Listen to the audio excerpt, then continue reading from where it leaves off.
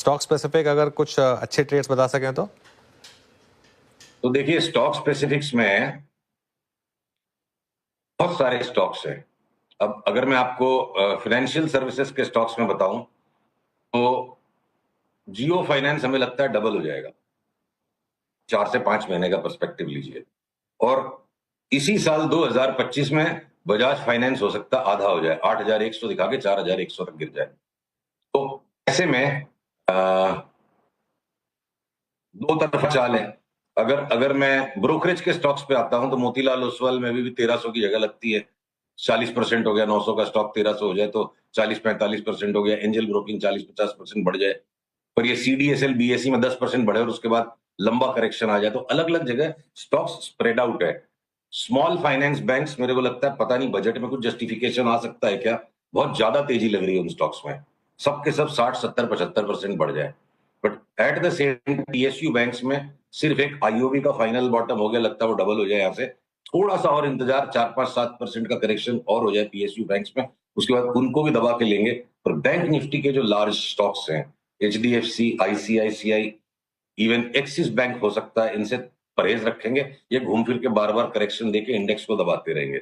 Large banks को हमें short कर करके हेज करना है, small finance banks, PSU banks को दबा के लेंगे।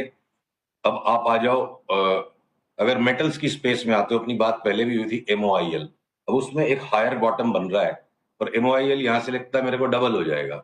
3 से 6 महीने का पर्सपेक्टिव रखिए। मैंगनीज के prices world wide shoot up करते जा रहे हैं। अगर अगर मैं मेटल्स की पिक के अलावा बाकी भी मेटल्स में ब्रॉडली करेक्शन हो लिया, थोड़ा सा और जगह बाकी है। ऑटोज में हम टाटा मोटर्स पे अब तेजी और बढ़ाते जाएंगे।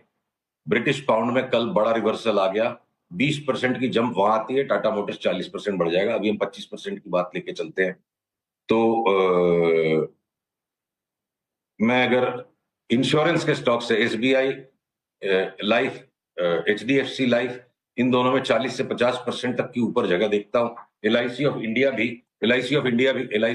भी 25 से 30% एक बार बढ़ जाए तो रिलायंस ओएनजीसी मार्केट को सामने से लीड करेंगे। तो अनुज, आईटी के स्टॉक्स में एक ब्रॉड बेस्ड करेक्शन आ जाए कि वो घटे ही नहीं है बिल्कुल, और उसके सिवा इवन मीडिया के स्टॉक्स में जिनमें कुटाई हो रही है, थोड़ी देर पहले मैं सुन रहा था इनको अपने वीरू को कि पीवीआर को ऐसे पीटा जा रहा है, हो सकता है 1-2 दिन में पीवीआर का भी बॉटम बन जाए, वापस 400-500 रुपए की तेजी हो जाएगी।